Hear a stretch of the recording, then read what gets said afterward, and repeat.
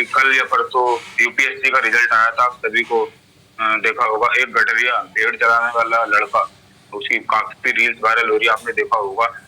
अगर वो शायद यूपीएससी तो बहुत सारे लोगों ने पास की है ना दयाल सर, लेकिन जहां तक मैं समझता हूँ कि उनकी लाइफ के पीछे स्ट्रगल था। उनका नाम देवेश दिग्विजय करके इस तरह से है कुछ, मुझे नाम प्रॉपर याद नहीं आ रहा है, बट मैं भी गठरिया हूँ, वो भी गठरिया है, तो थोड़ा मैंने सोचा जरूरी बताना चाहिए, बाकी अदरवाइज ये नहीं है। लेकिन उनके पीछे स्ट्रगल था, उन्होंने भेड़ चढ़ाई और उन्होंने मतलब इतने गरीबी में रह के यूपीएससी क्रैक किया। तो आज इसलिए हर कोई मोटिवेशनल स्पीकर उनका एग्जाम्पल देगा। अभी तो देना शुरू किया है, आने वाले 1 से 2 महीने में देखना हर मोटिवेशनल स्पीकर जो भी होंगे किसी भी फील्ड के हों, उनकी कहानी जरूर बयां की जाएगी। रीजन है सिर्फ और सिर्फ उनकी लाइफ में किया गया स्ट्रगल। तो क्योंकि वो सक्सेस हो गए हैं तो उनकी कहानी बतानी होगी। दूसरी, आगे हम बढ़ते हैं थोड़ा सा, कि पैसा है, इंसान कहता है अगर पैसा हो तो मैं कुछ करके दिखाऊं। आजकल लोग यही सोचते हैं। अगर हम फील्ड में जाते हैं, किसी से बात करते हैं, तो वो बोलता है यार कि पैसा है ही नहीं, जब पैसा होगा तो मैं करके दिखाऊंगा। लेकिन पैसा कहता है कि तुम कुछ करके दिखाओ तभी तो मैं आऊं। ये रियलिटी है, क्योंकि अगर हमारे पास ऑलरेडी सारी सुविधाएं होती और सारा हमारे पास फैसिलिटी अवेलेबल होती, तो शायद हमें काम करने की कोई जरूरत नहीं है। एज एग्जाम्पल, जितने भी करोड़पति हमारे देश के अंदर उपस्थित है, उनकी जितनी भी औलाद है, वो सभी आज की डेट में एंजॉय कर रही है। किसी को कोई लोड नहीं है कोई काम करने का या किसी भी तरह का कोई मेहनत करने का। तो ये चीज को भी समझना बहुत जरूरी है कि पैसा आने का इंतजार नहीं करना, पैसा आपके टाइम का इंतजार कर रहा है कि आप एफर्ट लगाते भी हैं या नहीं लगाते। तो साथियों, अब बात करते हैं ब्लॉकचेन टेक्नोलॉजी। मैंने थोड़ा सा ये डाटा बिल्कुल ऑथेंटिक लेने की कोशिश की है ताकि आप समझ में आए, क्योंकि ऊपर लिखा हुआ है इलेक्ट्रॉनिक और सूचना प्रौद्योगिकी मंत्रालय, जो भारत सरकार है हमारी, उस पर लिखा हुआ है। अगर मैं इसको लाइव भी सर्च करके आपको सब कुछ दिखा सकता हूँ, पर लाइव में थोड़ा नेटवर्क का चैलेंज आने की थी, तो मैंने इसलिए इसको थोड़ा सा स्लाइड में तैयार किया। तो साथियों, ज्यादा सारी चीजें पढ़ना पड़ती है, सिर्फ मैं इतना बताना चाहूंगा, सिक्योर है इलेक्ट्रॉनिक और सूचना प्रौद्योगिकी मंत्रालय के द्वारा ये ब्लॉकचेन टेक्नोलॉजी। तो साफ साफ लिखा हुआ है कि ब्लॉकचेन एक साझा अपरिवर्तनीय खाता है। मतलब एक दूसरों को हम साझा ही तो करते हैं।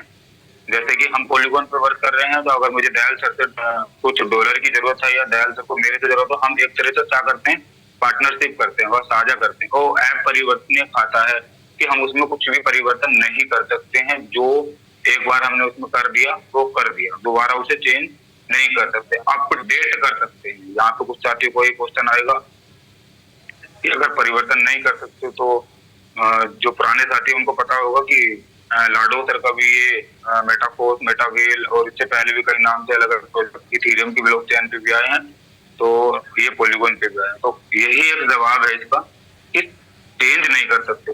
मुझे याद है लाडो सर का फर्स्ट फोरटैग नाम से जो इथेरियम की ब्लॉकचेन पे प्रोजेक्ट था, वो आज भी मार्केट में है और उसको आज भी लोग कर रहे हैं।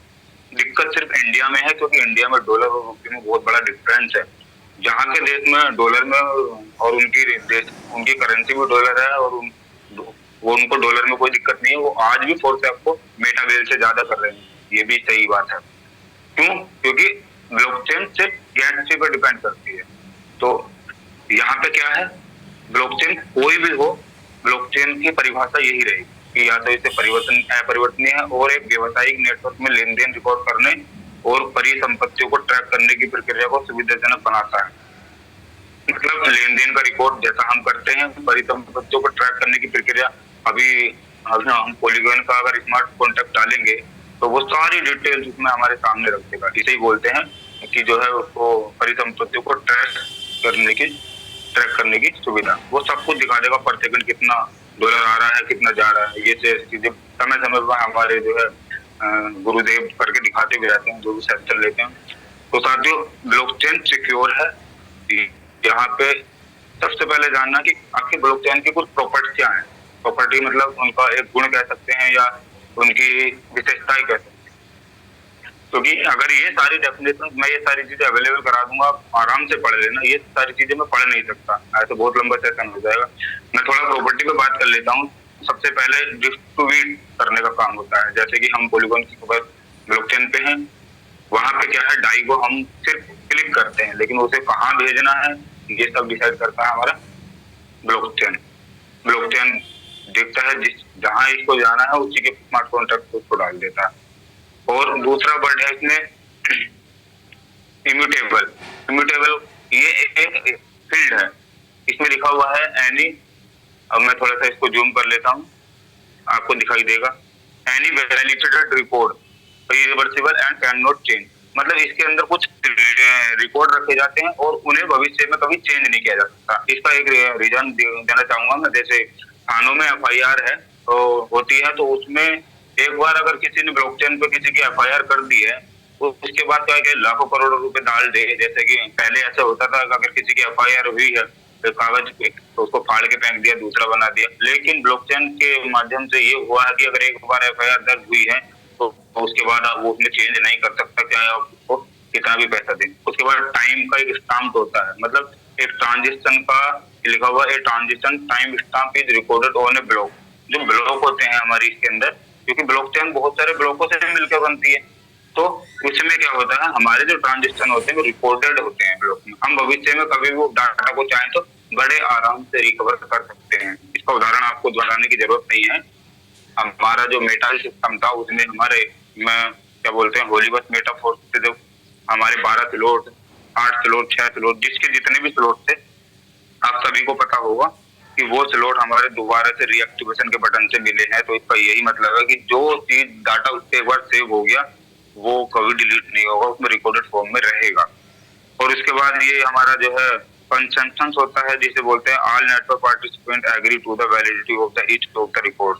मतलब ऑल नेटवर्क पार्टिसिपेंट, जितने भी नेटवर्क पार्टिसिपेट करते हैं वो सभी सहमत होते हैं कि वैलिडिटी से एक दूसरे के रिकॉर्ड पे, मतलब झूठ नहीं होता।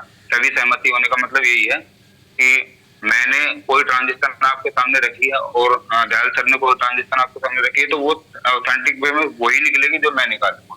ऐसा नहीं है कि मैं जो शो करूंगा कुछ और शो होगा और उसी टाइम पे दयाल सर शो करेंगे किसी स्मार्ट कॉन्ट्रैक्ट किसी ब्लॉकचेन पे डाटा को, तो वो अलग होगा, सेम होगा। इस बात का आप रिव्यू भी कर सकते हैं, मैंने कल करके भी देखा है। पॉलीगॉन का स्मार्ट कॉन्ट्रैक्ट उठाया और डाटा डाला, दोनों अलग अलग टैब में और फोन में सेम डाटा दिखाता। तो बहुत सारी चीजें मुझे अच्छी लगी। ट्रस्टेड है, सिक्योर्ड है, ये चीजें बात करने की जरूरत नहीं है, क्योंकि ट्रस्टेड रिकॉर्ड ये आपको बता ही रहते हैं। ट्रस्टेड होने की वजह क्या है, data is decentralized and manage by multiple participant. तो डाटा डिसेंट्रलाइज फॉर्म में होता है और बहुत सारे लोगों के द्वारा ये क्या है, मैनेज किया जा रहा है। सिक्योर्ड के बारे में भी बात करने की जरूरत है। स्मार्ट कॉन्ट्रैक्ट, स्मार्ट कॉन्ट्रैक्ट आप सभी को पता है कि हर एक वॉलेट का, हर एक ब्लॉकचेन का एक स्मार्ट कॉन्ट्रैक्ट होता है। तो वो स्मार्ट कॉन्ट्रैक्ट क्या होता है, एक तरह से उसकी की होती है मेन।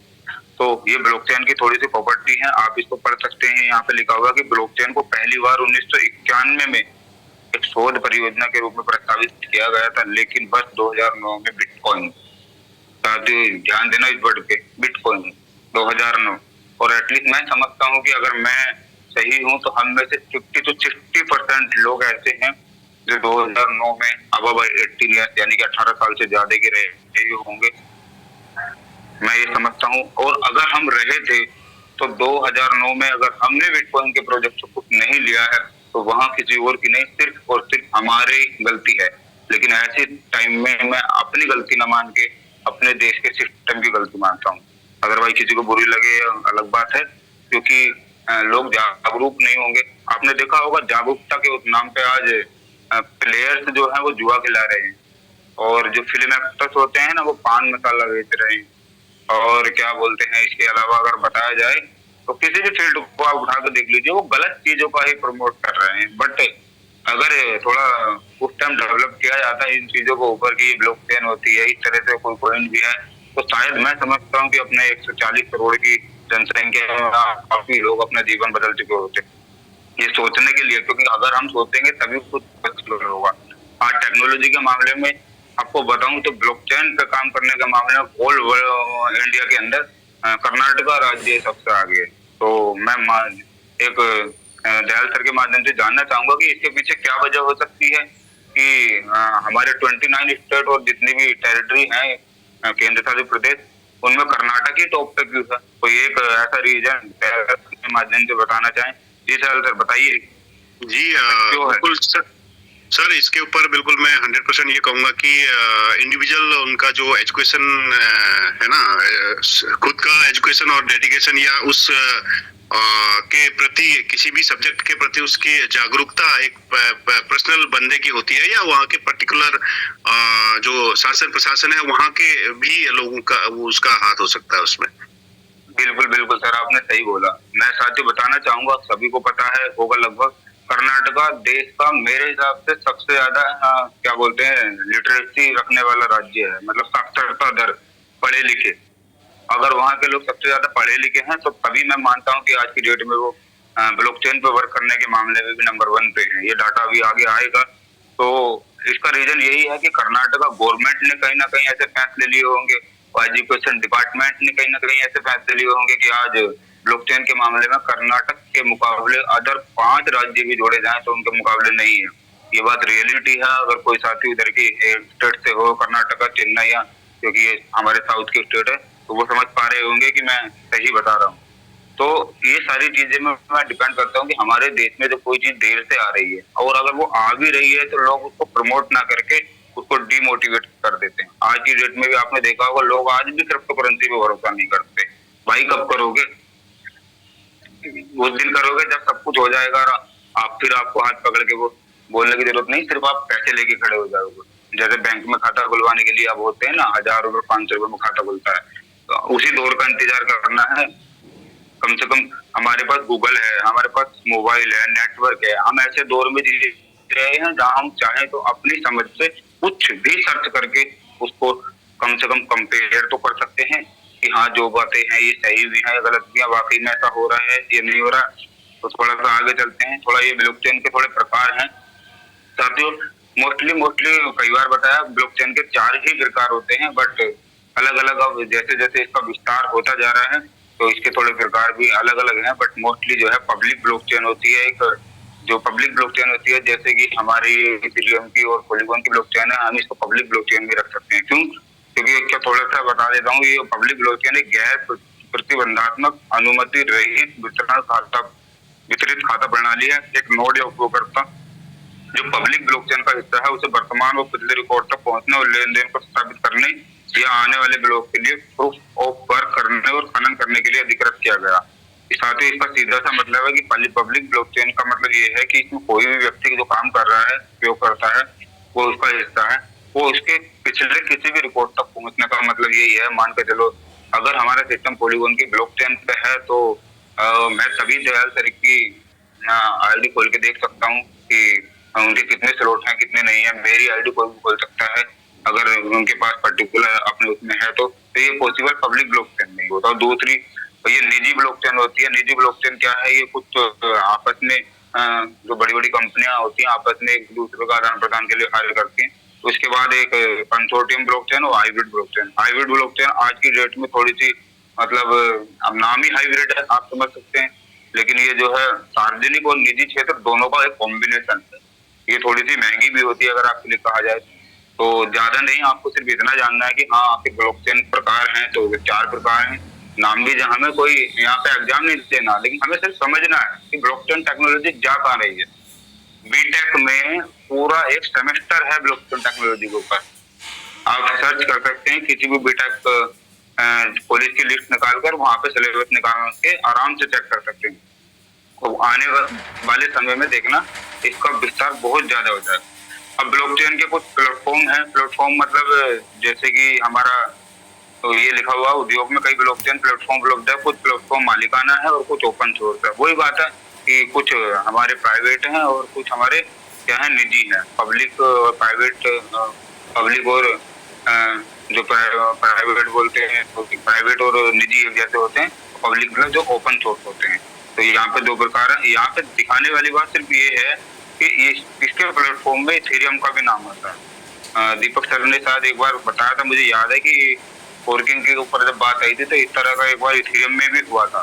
तो ये उसी का एक मतलब उदाहरण है कि इथेरियम जो से ETH के नाम से जाना जाता है। इस प्लेटफॉर्म का मुख्य उद्देश्य तीसरे पक्ष की पहुंच का समाप्त करना है। तीसरे पक्ष की पहुंच का समाप्त मतलब अगर मेरा कोई भी काम है और सामने से मान के चलो मैंने कोई भी काम किया और उसका पे आउट किसी दूसरे व्यक्ति को जाना है, तो तीसरे व्यक्ति का वहां पर 0% इंटरफेयर होगा।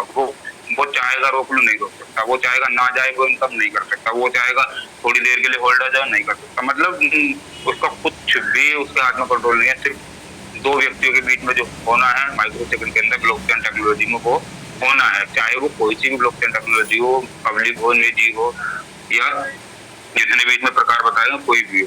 तो थोड़ा सा इसे रीड करने की जरूरत है, आप रीड कर लीजिएगा।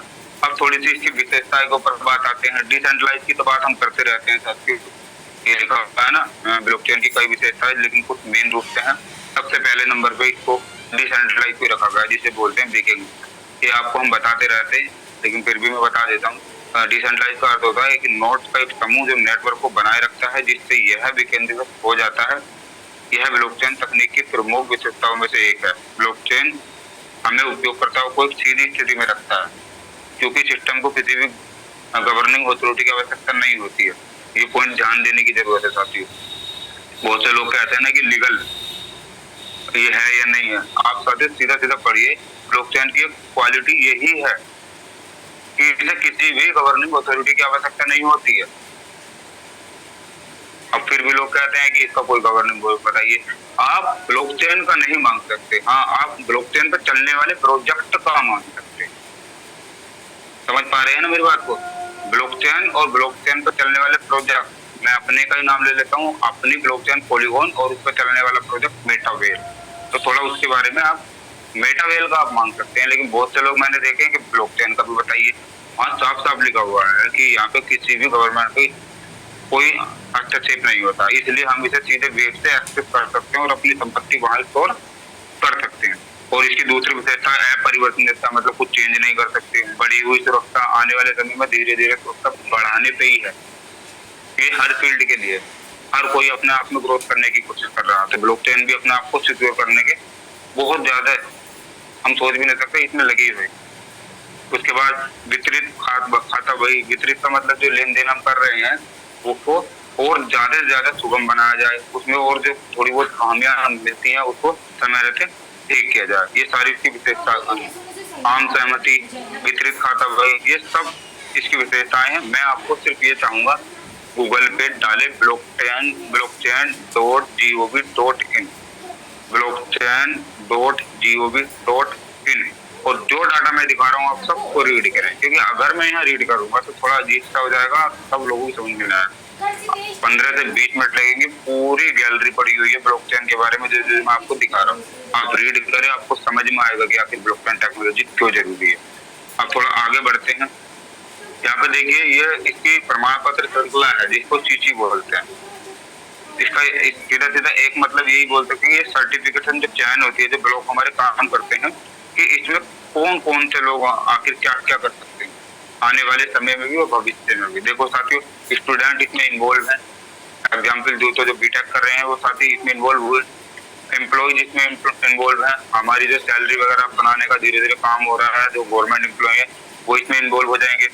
उसके बाद इसमें जो है इधर एजुकेशन इंस्टीट्यूट, ये सब इन्वॉल्व होंगे, गवर्नमेंट ऑफिस इन्वॉल्व होंगे, और दूसरा पुलिस डिपार्टमेंट, थानों में FIR वगैरह, मतलब ये लोकल बॉडी, टोटल जो हमारे चारों तरफ का जो इन्वायरमेंट है वो सब कुछ इसके अंदर इन्वॉल्व हो रहा है। आने वाले समय में जब धीरे धीरे लोग इसको समझेंगे, जानेंगे, और ये अपनी पीक पे होगा, पीक पे मतलब अपने उच्चतम स्कोर पे होगा, तो मैं समझता हूँ कि वहाँ सबसे ज्यादा बेनिफिट अगर कोई ले पाएगा तो वो आज इस मीटिंग में बैठा हो तो व्यक्ति होना चाहिए, क्योंकि वो आज पढ़ रहे हैं और लोग आने वाले समय में देखेंगे। अभी अगर इस वेबसाइट का रिव्यू देखो तो कुछ भी रिव्यू नहीं है, लोग इंटरेस्टेड नहीं है।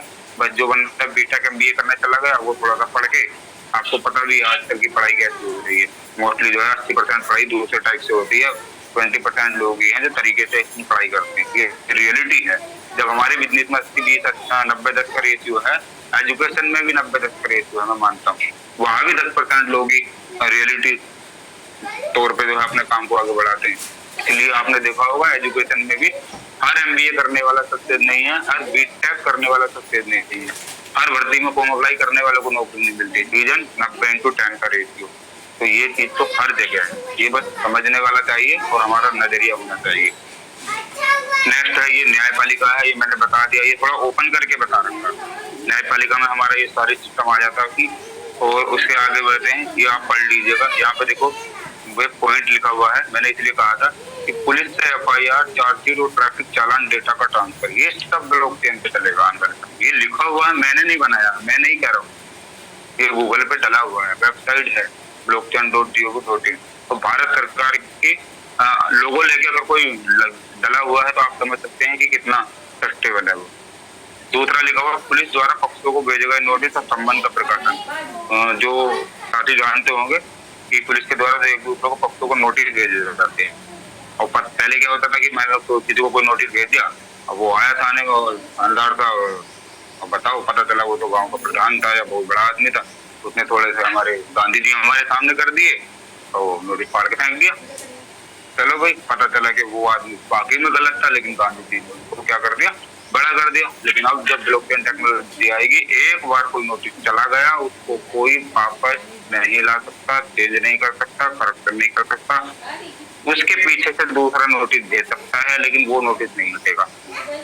जाहिर सी बात है, किसी व्यक्ति ने अगर किसी के साथ गलत करना चाहा, एक नोटिस आज भेजे, कल को भेजेगा, तो डेटा रहेगा, सबूत रहेगा इस बात का कि मेरे साथ गलत हुआ। तो समझने की बात है। न्यायालयों द्वारा जमानत आदेश जारी करना, न्यायालयों में जमानत होती है, जो कोर्ट वगैरह हमारे होते हैं, हाई कोर्ट, सुप्रीम कोर्ट, सारी चीजों में भूमि रिकॉर्ड और पंजीकरण डेटा का उसका उपयोग होगा, भूमि का रिकॉर्ड रखने में। तो बहुत अच्छा फ्यूचर है मेरे हिसाब से ब्लॉकचेन का। और अगर ब्लॉकचेन का फ्यूचर है तो सबसे पहले पेज पे पढ़ाया था मैंने, मतलब इसमें बताया था सर आपको जितने भी उपस्थित हैं कि सबसे पहले ब्लॉकचेन के क्रिप्टो को ही आया था, मतलब क्रिप्टो को लेके ही ब्लॉकचेन है एक तरह से माना जाता। ये एक अलग बात है कि सब लोग इसको अपना रहे हैं, लेकिन मोस्टली क्रिप्टो के लिए ही ब्लॉकचेन है, मैं ये समझता हूँ। तो आप समझ सकते हैं कितना अच्छा जो है ये सारी चीजें हैं, आप एक बार रीड कर लीजिएगा। यहाँ पे लिखे हुए हैं कि सरकारी विभाग द्वारा जारी प्रमाण पत्र, सरकारी विभाग का मतलब प्रमाण पत्र जिस समय समय पर जारी होते हैं ना, हमारे अंक पत्र होते हैं, आय जाति मूल्यवान, बहुत सारी सब चीज इसका होगी। फोरेंसिक रिपोर्ट, फोरेंसिक वर्ड का नाम सुनते ही आपको दिमाग में आएगा कि लैब होती है एक तरह से, तो वहाँ पे सीधा सीधा जो भी डाटा होगा सारा ब्लॉकचेन के माध्यम से होगा। किसी साक्ष्य को सुरक्षित रखना, ये तो सीधी सी बात है, कोई एविडेंस सुरक्षित करना, अगर वो ब्लॉकचेन पे है तो वो सुरक्षित है। अगर मेरे फोन में है तो अगर मैंने जीमेल पे सेव नहीं किया है तो क्या होगा, फोन टूट गया, फोटो डिलीट में आ जाए, 30 दिन के बाद मैं उसे रिकवर नहीं कर सकता। बट अगर वो जीमेल पे सेव है तो उसको 1000 बार डिलीट कर दे, जब तक मेरी जीमेल और मेरा आईडी पासवर्ड मेरे पास है मैं उसको कभी भी उठा सकता हूँ। तो सेम वही ब्लॉकचेन में होने वाला है, और हो रहा है, ऐसा होने वाला नहीं। अब ये सारी चीजें घुमा फिरा के देखो वहीं पे आ गए। ये चीज रसद श्रृंखला है जिसको हम बोलते हैं एक तरह से लॉजिस्टिक चैन के उपयोग के मामले में कर्नाटक, देखो मैंने नाम लिया था ना कर्नाटक का, हालांकि इससे पहले भी कई जगह आया होगा। और लॉजिस्टिक चैन के उपयोग के मामले में से एक कर्नाटक की दवाओं के लिए online supply chain management system औषधा प्रणाली को ब्लॉकचेन के साथ एकीकृत किया गया।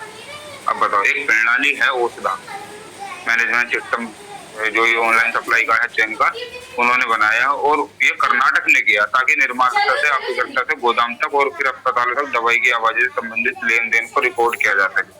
समझ पा रहे हैं, जैसे दवाई कहाँ से निकली हॉस्पिटल तक जाने तक उसका पूरा लेन देन एक ब्लॉकचेन टेक्नोलॉजी के औषधा के माध्यम से, मतलब एक है इसे चैन या आप एक तरह से ऐप कह सकते हैं, तो उसमें सुरक्षित रखा जाता है। और पहल कितने की है, कर्नाटक ने की। तो कितने देश तो और राज्य तो और भी हैं, बट मैं पढ़ते पढ़ते ये रियलाइज किया कि हर जगह कर्नाटक का ही नाम आएगा, आपको देखने को आएगा। आप इसको थोड़ा सा रीड कर ले, देखो नीचे लिखा हुआ है इसमें कि कर्नाटक के भूमि ई वास्तु एप्लीकेशन को संपत्ति के लेन देन, यानी कि ये एप्लीकेशन है, भूमि ऐप है, ई अस्थि ऐप है, ई वास्तु ऐप है, ये हॉस्पिटल लाइन से है, और ये भूमि हमारे जो है भूमि की उससे है। तो अलग अलग डिपार्टमेंट में अलग अलग नाम से एप्लीकेशन जनरेट कर चुका है कर्नाटक, और मैं कर्नाटक को बाकी में तारीफ करता हूँ। अदरवाइज गवर्नमेंट किसी की भी रहे, कहीं भी रहे, मुझे तो कोई मतलब नहीं है, लेकिन वहां को उन्होंने, क्योंकि वो किसी भी टेक्नोलॉजी को हायर करने में पीछे नहीं हटते। वो यही रीजन है कि आज सब कुछ जो है साउथ में बहुत अच्छा है, क्योंकि जब उत्तर प्रदेश अगर ग्रोथ करेगा तो बगल से लगा हुआ दिल्ली, बगल से लगा हुआ उत्तराखंड, बगल से लगा हुआ हरियाणा, राजस्थान, कोई भी फर्क पड़ेगा। और जब कर्नाटक इतना अच्छा काम कर रहा है तो कर्नाटक के चारों ओर जो भी राज्य स्टेट बाउंड्री बनाते हैं कहीं ना कहीं उनपे भी इसका फर्क पड़ता है। तो सीधी सी बात है कि अगर आज हम मेहनत करेंगे, आज जो लोग हमें ना बोल रहे हैं, लेकिन जब आप अपने आप को प्रूव कर दोगे, साबित कर दोगे, तो आपके नियर डियर वाले लोग ही आपको ऊपर उठाने का काम करेंगे। जिसे टाइम्स की भाषा में बोलते हैं उत्प्रेरक, वो उत्प्रेरक है आपके लिए।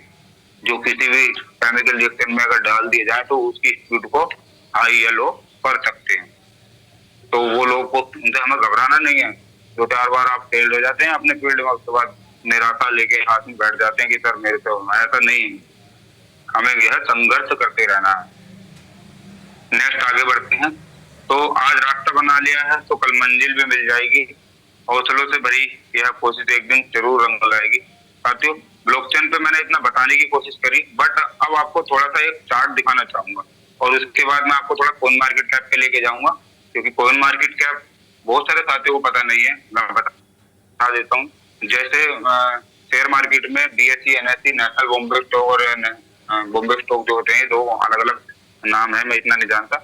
उसके ऊपर ही सारे शेयर का डाटा होता है। तो ऐसे ही हमारी क्रिप्टो के फील्ड में एक कॉइन मार्केट कैप जिसे बोलते हैं CMC शॉर्ट में, वो है। उसके ऊपर इस पूरे वर्ल्ड में जितने भी कॉइन, जितनी भी ब्लॉकचेन लिस्ट हुई है, वो सबका डाटा उसको मिलेगा।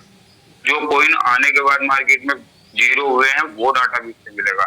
जो कॉइन लोगों ने गलत तरीके से भी लिस्ट किए हैं वो डाटा भी मिलेगा। लेकिन हर डाटा को कॉइन मार्केट कैप ने अपना एक रिव्यू दे रखा है। अगर आप कोई गलत कॉइन सर्च करेंगे तो वहां पर रेड करके सब कुछ बता देगा कि ये क्या है। थोड़ा सा अभी बताऊंगा, लेकिन उससे पहले आप थोड़ा ये चार्ट देखने की कोशिश कीजिए। वैसे बिटकॉइन का चार्ट, तो बिटकॉइन के बारे में सभी आपको समय समय पर बताते रहते हैं, बट मैं आपसे सिर्फ इतना जानना चाहता हूँ। मैंने 2009 जब ब्लॉकचेन आई थी तो 9-10 की बात अभी करी थी स्टार्टिंग में, कि मोस्टली हम में से 50 से 60% लोग 18 प्लस की एज के होंगे। ये क्योंकि मैं भी उस टाइम 14-15 साल की एज में था, तो मैं इसलिए कह रहा हूँ कि मेरे से बड़े भी काफी लोग हैं यहाँ पे, तो वो जरूर रहेंगे। लेकिन मैं मानता हूँ कि सिस्टम पे आज जितने भी साथी उपस्थित हैं उनमें से शायद किसी के पास भी बिटकॉइन खरीदने की, मतलब एक तरह से हिम्मत कह सकते हैं, नहीं हुई होगी। बताया भी गया होगा किसी को 15 में, किसी को 16 में, किसी को 19। क्यों? क्योंकि हमें उसके बारे में ज्यादा बताया नहीं गया। हमें तो सिर्फ आज की डेट में भी देख रहा हूँ, टीम बना लो, मेरे सर्कल में आ जाओ, पान मसाला खाओ, दारू का प्रचार, दुनिया भर के प्रचार करेंगे, बट किसी काम की चीज का, पढ़ाई के मामले में या किसी भी चीज में, मैं क्रिप्टो की बात नहीं कर रहा हूँ, जिस फील्ड में हमें ग्रोथ करनी चाहिए, हमें आगे रहना चाहिए, उस फील्ड की बात कर रहा हूँ। हमें कभी भी प्रमोट करते हुए मैंने देखा नहीं। और आज मैच देखता हूँ, मैं भी कभी कभी IPL का थोड़ा सा 15 मिनट का मैच देखता हूँ, क्योंकि मैं हाईलाइट देखने का अपने टाइम को शॉर्ट करना जरूरी है, क्योंकि शौक मारने भी नहीं चाहिए। तो 15 मिनट का हाईलाइट आता है, 14 मिनट का, वही देखता हूँ। तो उसमें देखता हूँ कि ऐड आते हैं, तो एक टाइम पे हजारों लाखों करोड़ों फोन में अलग अलग ऐड आते हैं। जिन साथियों को अगर बिलीव नहीं है तो ट्राई करके देखना, 5-6 फोन एक जगह रखना, जब ऐड आएगा ना तो 5-6 फोन में एक जैसा ऐड नहीं आएगा। कितना ऊपर हो गए ये लोग कमाने के लिए। ये ऐड का पैसा जनरेट होता है, उसी से पैसा बनता है गूगल ट्रेंड्स के माध्यम से, और वही पैसा डिस्ट्रीब्यूट होता है इन लोगों को जो ये हमें कर रहे हैं। और हमें मतलब इनको हम अपना आदर्श मानते हैं।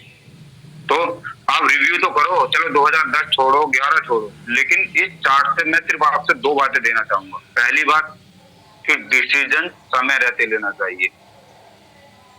समय रहने का मतलब 2010 में अगर किसी ने डिसीजन लिया होगा तो बिटकॉइन $0.003 का था, और जब खत्म हुआ तो $0.3 पे पहुंच गया।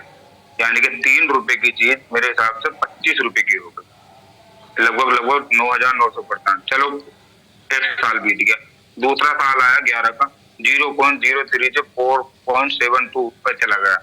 यहाँ भी अच्छी ग्रोथ है, 1473% की। चलो इसे भी छोड़ो, 2012 भी छोड़ो, 2013 पे आओ आप, $13.5 का बिटकॉइन और $758 तक गया था, लगभग 5,507% का प्रॉफिट। आप छोटा सा अमाउंट कैलकुलेट करना। मैं मानता हूँ 2013 से 11 में उस टाइम जो है सैलरी इतनी नहीं होती थी, बट आप छोटा सा अमाउंट करना कि हम $10-5 इसमें लगा देते थे, $10-5 कोई बड़ी बात नहीं, इसको कितना बड़ा अमाउंट बन सकता था।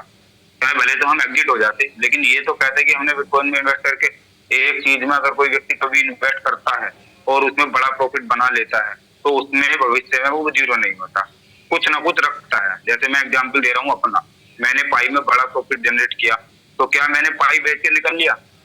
मैंने अपने विजन को 2 जगह बांटा कि मेरे पास इतने पाई है, मुझे इतने पाई का फायदा लेना है जब जब मिलेगा, और इतने पाई मेरा लॉन्ग टर्म के लिए। तो ऐसा ही बिटकॉइन के मामले में लोगों ने सोचा होगा जो विदेशों में इससे आज राज कर रहे हैं।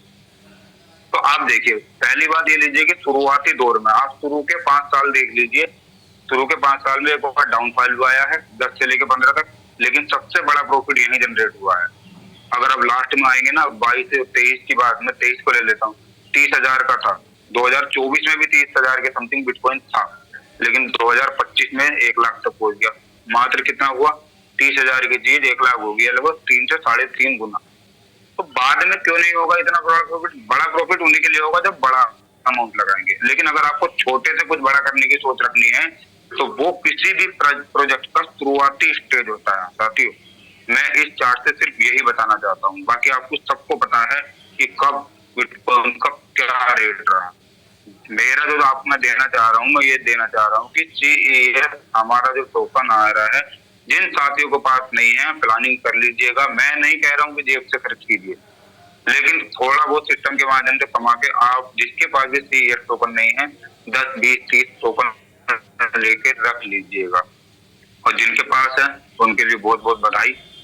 और जहाँ तक मुझे पता है कि हमारे जो है कुछ ऐसे सर हैं गुरुदेव हैं जिनके पास तो 20,000 से ऊपर है, तो उनको बहुत बहुत बधाई। जो मैं देख रहा हूँ वो बहुत अच्छा होने वाला है।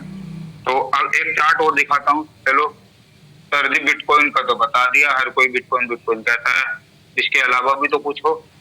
एक ऐसा कॉइन, ना कोई यूज केस, ना कोई उसके पीछे मालिक का बहुत बड़ा सपोर्ट हाथ, सिर्फ और सिर्फ बहती गंगा में हाथ धोने के जैसा आया। नाम भी मीम टोकन था, क्योंकि अगर कॉइन की कैटेगरी में आपको बताने लगूं तो कॉइन की कैटेगरी में कई तरह की होती है। जो कॉइन होता है हमारा, उसकी कैटेगरी कई तरह की होती है। उसमें सबसे जो कमजोर कैटेगरी बोलते हैं उसे मीम कॉइन बोलते हैं, उसी का ये शिबा इनू कॉइन। ये चार्ट थोड़ा अलग तरह से शायद आपको समझ में आए, मैं बता देता हूँ। एक स्लाइड में नीचे डेट लिखी हुई है, दूसरे स्लाइड में प्राइस लिखा हुआ। बताओ कितने जीरो है? 0.0000000। हमारे लाडू ने तो पॉइंट के बाद जीरो नहीं, पॉइंट से पहले 1 2 3 4 5 22 रख दिया है। $22 गया है ना कॉइन का रेट। और लोगों को लगता है कि यार ये तो ऐसा अपने ही हाथ में होता है। अरे महादेव, अपने हाथ में नहीं होता है।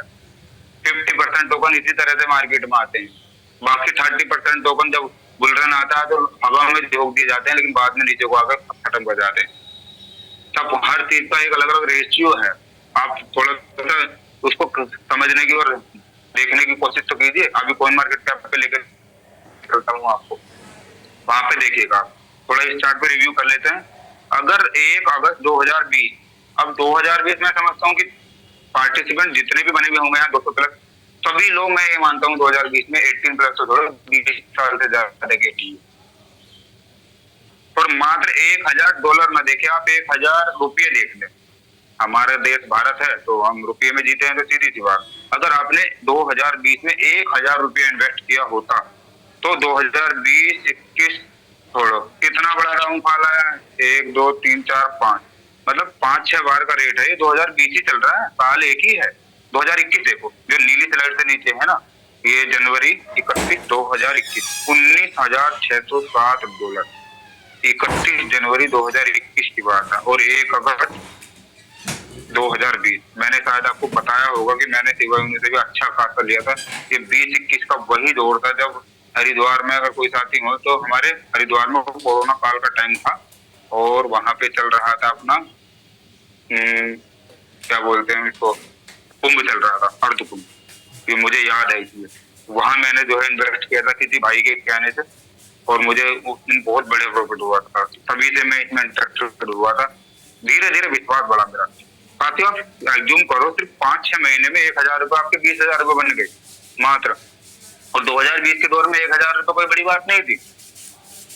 2020 के दौर में $1,000 कोई बड़ा, मोबाइल का डाटा रिचार्ज और हमारे डेली वेज का जो खाना होता है 1000 रुपये बैठ जाता है। बताओ, अब 5-10 हजार रुपये लगाए होते तो बात लाखों में होती।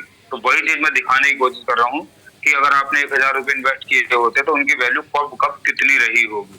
और सबसे बड़ा बूम आया अक्टूबर 8 को, जो 55,490, यानी कि 1000 रुपये आपके 55,490 में बन गए।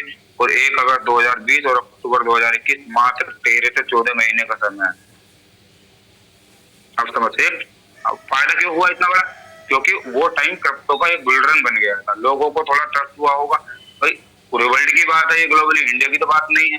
ट्रस्ट हुआ होगा तो बिटकॉइन की बाइंग बढ़ी, लोगों ने सोचा यार ऊपर जा रहा, खरीदो खरीदो। तो ऐसा नहीं है कि बिटकॉइन ही खरीदा जाता है, बिटकॉइन के साथ साथ सारी कॉइन पे लोग इन्वेस्ट करते हैं, जिसको जिस पे भरोसा होता है। आज मैं शिबा इनू को जानता हूँ, शिबा इनू को भरोसा किया, कल को मैं पाई को भरोसा करूंगा। धीरे धीरे इस तरह से कॉइन चेंज होंगे, लेकिन ऐसा नहीं होगा कि शिबा इनू को कोई खरीदेगा नहीं, भाई मैं छोड़ूंगा कोई और पकड़ेगा। कम्युनिटी कभी नहीं हुई किसी की। तो साथियों, आप थोड़ा सा मैं लेकर चलना चाहूंगा आपको कॉइन मार्केट कैप पे अपना थोड़ा रिव्यू कराना चाहूंगा। तो मुझे सर थोड़ा सा बताने की कोशिश करिए sir, coin market cap sir मेरा ओपन हुआ है क्या? जी बताऊंगा सर। अभी तो सर मेरी आवाज तो ब्रेक नहीं हुई ना बीच में? नहीं नहीं, बिल्कुल सही चल रहा है सर। वो विजुअल है, वो ऑडियो वीडियो दोनों। ओके, तो धन्यवाद धन्यवाद। तो बिल्कुल साथियों, अब आपको मैं थोड़ा सा और ज्यादा ओपन किया। ये कॉइन मार्केट कैप है। ये कॉइन मार्केट कैप है। तो आप थोड़ा सा, जब हम क्रिप्टो में काम कर रहे हैं, फील्ड हमारा क्रिप्टो का है और ब्लॉकचेन पे काम कर रहा है। ब्लॉकचेन मैंने आपको बताया, मैं थोड़ा सा कॉइन के बारे में बता दूं, जो कॉइन हमारा आने वाला है। सबसे पहले तो कॉइन मार्केट कैप को पूरा ग्लोबल मार्केट कैप देखिए, $2.92 ट्रिलियन की इंडस्ट्री बन चुकी है। मैं नहीं बताऊंगा, आप अपने आप गूगल पर सर्च करेंगे इंडिया की पूरी इकोनॉमी कितनी है, भारत की पूरी ग्रोथ, कुछ भी कह लीजिए, आपको मार्केट कैप ही समझ लीजिए। फिर दूसरे देशों की कितनी है। मैं समझता हूँ कि जितनी बड़ी ग्रोथ क्रिप्टो के फील्ड में और मार्केट कैप लेके बैठा हुआ, अदरवाइज किसी फील्ड में नहीं है। दूसरी बात, नंबर 1 रैंक पे बिटकॉइन बैठा हुआ, इसलिए नहीं कि $93,000 का, ऐसा नहीं है। ऐसे तो $2 का XRP और $601 का BNB, दोनों की रैंक आगे पीछे है। आप देखिए 4 नंबर पे XRP $2 का है और BNB $601 का है। तो ये रैंक ली जाती है इसके अंदर आने वाले फंड से, जिसको आप बोलते हैं मार्केट कैप। हर कॉइन का अलग अलग मार्केट कैप। बिटकॉइन के अंदर $1.85 ट्रिलियन का इन्वेस्टमेंट लोगों ने किया है, तब जाके बिटकॉइन की जो टोटल सप्लाई है, मैंने रेट निकाल के दिखाया है। बिटकॉइन के अंदर जो टोटल पैसा है, मार्केट कैप है, उसको डिवाइड कर दीजिए कि वो की सप्लाई कितनी है, तो उसका रेट निकल के आ जाएगा। तो इसलिए $93,000 का रेट चल रहा है, क्योंकि इसके अंदर लोगों ने $1.85 ट्रिलियन, 70% देशों की टोटल वो नहीं है, 70% देशों का टोटल मार्केट कैप नहीं है इतना, जिसे इकोनॉमी बोलते हैं। लेकिन यहाँ बिटकॉइन अकेला लेके बैठा हुआ। इथेरियम, यूएसडीटी, ये डिपेंड करता है उसके अंदर वॉल्यूम कितना है।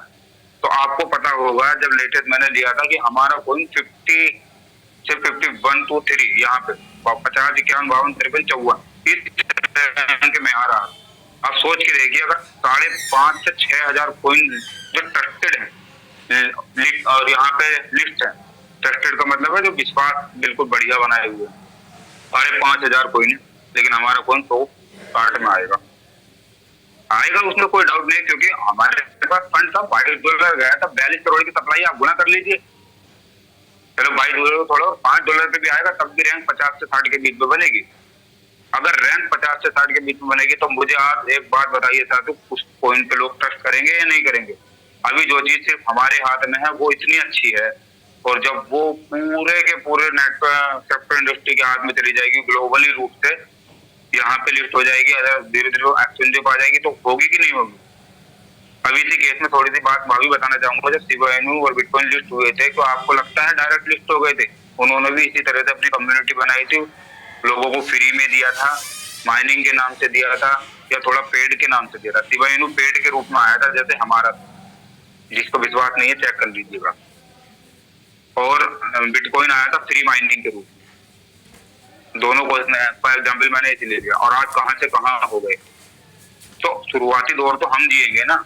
अगर आज हमारे पास सीएस होंगे, भरोसा होगा, जानकारी होगी, तो अगर कल के दिन को सीएस $50 $100 जाएगा तो बेनिफिट लेने वाले हम होंगे, वो नहीं होंगे जो ओपन एक्सचेंज से बाई करेंगे। ओपन एक्सचेंज वाले तब बाई करेंगे, आप देखना न्यू कॉइन की जो लिस्टिंग होती है, यहाँ पे सारी चीजें मैं आज रिव्यू करा देता हूँ। न्यू कॉइन की जो लिस्टिंग होती है वो सब इसमें पड़ी रहती है, कौन सी कॉइन कब लिस्ट होने वाली है, कहाँ लिस्ट होने वाली है, सारा डाटा है, रिव्यू करना आना चाहिए। तो ये चीजें आप जरा रिव्यू कर लीजिए। अब मैं थोड़ा लेकर चलता हूँ आपको इस अर्न वाले फंक्शन पे। ये पर देखिए, यहाँ पे एक चीज बता देता हूँ पहले, जो मैं आपको बता रहा था, ये पूरी इंडस्ट्री का एक जो फियर और ग्रीड इंडेक्स होता है जो 51 पे, मतलब फियर मतलब रेड में आते हैं तो 17 है, और ग्रीन में आते हैं तो बुलरन है। तो अभी ये ना ये रेड में है ना ये ग्रीन में, ये येलो जोन में है। मतलब अभी ना इतनी डरने की बात है और ना इतना खुश होने की बात। मार्केट को रिव्यू करने से हमारे अंदर एक तरह से विश्वास आता है। अब देखिए साथियों, यहाँ पे लिखा हुआ मार्केट डोमिनेंट, यानी कि 63% लोग बिटकॉइन में इन्वेस्ट करते हैं टोटल मार्केट का अगर बताएं, और 7% लोग इसमें। अब इसे क्या है, आप लोग समझ लीजिए या फिर आप ये समझ लीजिए पूरे इंडस्ट्री का 63% वॉल्यूम मार्केट के अंदर है और 7% वॉल्यूम इथेरियम के अंदर, अदरवाइज बाकी सब में थोड़ा थोड़ा सभी के लिए। क्योंकि जब आप रिव्यू करोगे, अब नेक्स्ट थोड़ा सा मैं अर्निंग के ऑप्शन पे जाकर आपको दिखाता हूँ। ये है हमारे एक्सचेंज की लिस्ट। देखो यहाँ पे आया है येल्ड वाले एरिया से, आगे पढ़वा रहे होंगे आप, मैं थोड़ा सा बता देता हूँ क्योंकि मैंने ये एक्सचेंज लिस्ट मैंने कहा था ना, हमें पता चल जाएगा कि एक्सचेंज लिस्टिंग कब होगी। इस पे हम क्लिक करें, यहाँ पे देखिए, यहाँ पे सब डाटा है कि एक टोकन का नाम है MEA, बिनगैस एक्सचेंज पाएगा, कब आएगा 9 मई 2025 को। अभी मई आया नहीं है ना। एक BOL टोकन है जिसका पूरा नाम है वॉलंटेड चेन, एक साइन टोकन है। ये एक्सचेंज भी दिखा रखा कौन सा किस एक्सचेंज है, बिटगेट पर कौन आएगा, बाइनेंस पर कौन आएगा, बिटमार्ट पर कौन आएगा, कब आया था, ये नहीं कि आने वाला है। देखो जो लिस्ट हो चुका है लिखा हुआ लिस्टेड। मतलब मार्केट इतना ऊपर जा रहा है और हम आज भी डाउट में हैं, हमारे मन में आज भी संशय है कि कुछ होगा कि नहीं होगा। बताओ 15 तारीख में कितनी लिस्टिंग हुई है अप्रैल में, बताओ 16 तारीख में हुई है, 17 में हुई है, 18 में हुई है, 21 में हुई है, कोई दिन छोड़ के बाई चांस हर दिन एक कॉइन मार्केट में आ रहा है। अगर रियलिटी बताऊं तो कॉइन लाना कोई बड़ी बात नहीं, मैंने ये बात पहले भी बोली। एक अच्छा सा सॉफ्टवेयर डेवलपर से बात कीजिए, उसे मनाइए और कॉइन आप हजारों उतार दो। डिपेंड करता है लोग भरोसा कितना करते हैं, कम्युनिटी कितने साथ आती है। अगर वॉल्यूम लाना है तो कम्युनिटी लानी होगी, और हमारे पास ऑलरेडी इतनी मजबूत कम्युनिटी है। इसलिए मैं बार बार कहता रहता हूँ कि मैं यहाँ सिर्फ माइनिंग और कॉइन के लेके ही काम कर रहा हूँ। और धीरे धीरे मैं प्रोजेक्ट को इतना गहराई से समझ पाया कि आज मुझे मेटावेल को नंबर 1 रैंक रखने में कोई दुविधा नहीं, क्योंकि मैं उसको भी धीरे धीरे समझ गया हूँ। लेकिन शुरुआती दौर में मैं नहीं समझ पाया था। तो आज मीटिंग में बैठे बहुत सारे साथी शुरुआती दौर में होंगे। मेरी भी ज्यादा एज नहीं है, अभी 29 ईयर्स का कंप्लीट हूँ मैं। हाँ, बहुत एक हिसाब से देखा जाए बहुत ज्यादा है, लेकिन एक हिसाब से देखा तो कोई ज्यादा भी नहीं है, क्योंकि 8 साल 9 साल नौकरी भी कर रहा हूँ। तो आप सोचिए कि मैं किस तरह का व्यक्ति रहा हूँ अपने टाइम। चैलेंज बहुत ज्यादा, शुरू में ही वो स्लाइड रखी थी, अगर कठिनाइयां नहीं होंगी तो लोग सक्सेसफुल होने के बाद सुनाएंगे क्या आपको, वही सुनाएंगे जो आपने अपने ऊपर झेला होगा। तो अब आगे बढ़ता हूँ थोड़ा सा। ये हो गया कॉइन की लिस्टिंग के बारे में। एक्सचेंज हमारे होते हैं, यहाँ पे साफ साफ लिखा हुआ कि सबसे नंबर 1 जो बाइनेंस है उसमें लिक्विडिटी है 859 लगभग एवरेज $10.93 बिलियन, 24 आवर्स का वॉल्यूम है। इसका ये मतलब है कि $10.93 बिलियन 24 आवर्स में बाइनेंस के ऊपर एक तरह से टर्नओवर हो रहा है। दूसरे नंबर पर बाइबिट देखो कितना कम हो गया, कॉइनबेस, अपबिट, ओके, बिटगेट। जो मैं आपको P2 पे कराता हूँ वो बिटगेट से कराता हूँ। अब मैं नेक्स्ट टाइम बाइबिट पे आपको लेकर आऊंगा, बाइनेंस कराते रहते हैं, बाइनेंस सबका प्यारा है। तो ये चीजें आप चेक करते रहिए, यहाँ तो आपको पता चलेगा कि आखिर में कोई आपसे कह रहा भाई ये एक्सचेंज है, तो आप यहाँ देखो ना वो एक्सचेंज यहाँ होना चाहिए। मैं अपने कॉइन के लिए भी ये बात कर रहा हूँ, जिस दिन हमारे कॉइन की ओपन मार्केट लिस्टिंग आएगी खुद मैं दिखाऊंगा इस वाली लिस्ट में यहाँ आएगा हमारा कॉइन, यहाँ अच्छे कॉइन आए। क्योंकि अगर लिस्ट हो रहा है किसी एक एक्सचेंज पे, जिसे बोलते हैं सेंट्रलाइज एक्सचेंज, ये सब सेंट्रलाइज है, डिसेंट्रलाइज वॉलेट होते हैं, सभी को बता दूं। जैसे हमारा token pocket trust wallet, MetaMask, ये सब सेंट्रलाइज एक्सचेंज है, इनसे डील होती है। जब किसी एक व्यक्ति से भी किसी ने डील कर ली कि मेरे कॉइन को लिस्ट होना है, तो सबसे पहले काम होता है उसको कॉइन मार्केट कैप पे लाना, क्योंकि कॉइन मार्केट कैप पर सब लोग रिव्यू करते हैं। तो जिस दिन यहाँ आ जाएगा ना CESRP लिस्टिंग की डेट आएगी, बाइनेंस और तारीख डलेगी, ये मैं दावे के साथ कहता हूँ कि कॉइन का रेट 10 से 20 गुना तो 1 घंटे के अंदर जाएगा, क्योंकि यहाँ बहुत सारी चीजें देखी जाती है। अब अगर मैं MEA कॉइन को देखूंगा तो मैं यहीं नहीं रह जाऊंगा, अब मैं MEA कॉइन की सर्च करूंगा कि आखिर ये कहाँ का टोकन है, कैसा टोकन है, क्या इसकी सप्लाई है। जैसे मैंने एक टोकन आपको शुरू में बताया था कि आप ध्यान रखना, उसकी 35 के TLC टोकन, तो थोड़ा सा वो उस पर चल रहा हूँ। ये एक्सचेंज वगैरह, ये NFT वगैरह है, थोड़ा टाइम मैंने ज्यादा ले लिया है, बहुत सारी चीजें इसमें बताने के लिए। और ये टोकन वो है जो हमारे अनलॉक हो रहे हैं, यानी कि होता है ना, कुछ लोगों को लगता है कि हमारे टोकन होल्ड क्यों गए हैं। देखो, टोकन होल्ड होते हैं और उनके अनलॉक होने की डिटेल भी यहाँ पे है। धीरे धीरे टाइमिंग के अनुसार कब होने हैं, कब होंगे, कब हो चुके हैं, सब डाटा है यहाँ पे सारे कोई। तो ऐसा नहीं है, बहुत प्रॉपर तरीके से मिस्टर लाडो सर को मैं धन्यवाद करता हूँ, उतने अच्छे तरीके से अपने प्रोजेक्ट को रन कर रहे हैं। और एक महामारी आने के बावजूद उन्होंने अपने सिस्टम को खड़ा कर दिया।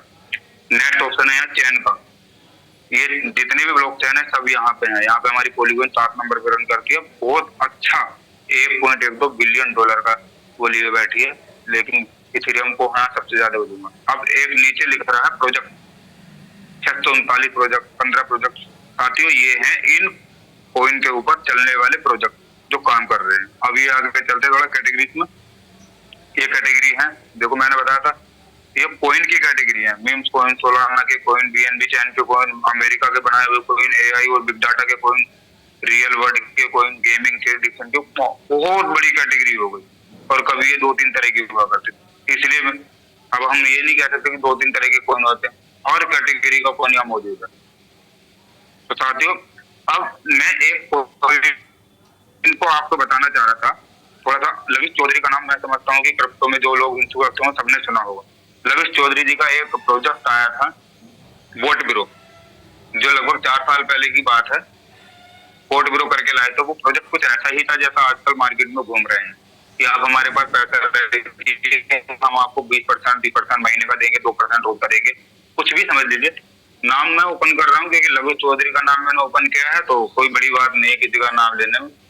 और बाद में उन्होंने उस रेशो को डाउन करते करते 7-4%, फिर 4 से 2% महीने का बता रहा हूँ कि हम इतना देंगे। एक टाइम ऐसा आया, लविश चौधरी ने अपने आप को दुबई में शिफ्ट कर लिया, और आज की डेट में भी लविश चौधरी दुबई से ही अपने बिजनेस को चला रहा है। वोट ब्रो के अलावा कई नाम बदल बदल के कई सारे बोला है, लेकिन हमें जो वहां से लेना है उनकी सक्सेस और अनसक्सेस साइड में रखते हमें ये लेना है। उन्होंने वोट ब्रो से कॉइन लाए थे जिसका नाम था TLC, जिसे बोलते हैं ट्रिलियनियर कॉइन। रैंक लेके बैठा हुआ 4052, और मैं इस पर क्लिक करता हूँ तो आज का रेट लेके बैठा हुआ 113। और साथियों, बड़ी ताज्जुब की बात है, कल जब मैं आपको बताने के लिए इस चीजें प्रिपेयर कर रहा था तो ये $78 का था। दयाल सर, कितनी बड़ी ग्रोथ होगी 24 घंटे में। रात में रिव्यू कर रहा था, ये $78 के समथिंग था, आप चार्ट देख के अनुमान लगा सकते हैं। जी जी जी जी 24 घंटे का चार्ट है अभी कुछ दिन पहले। और आपको इसका all time high, all time low दिखा देता हूँ। यहाँ पे लिखा हुआ ऑल टाइम हाई $139 और ऑल टाइम लो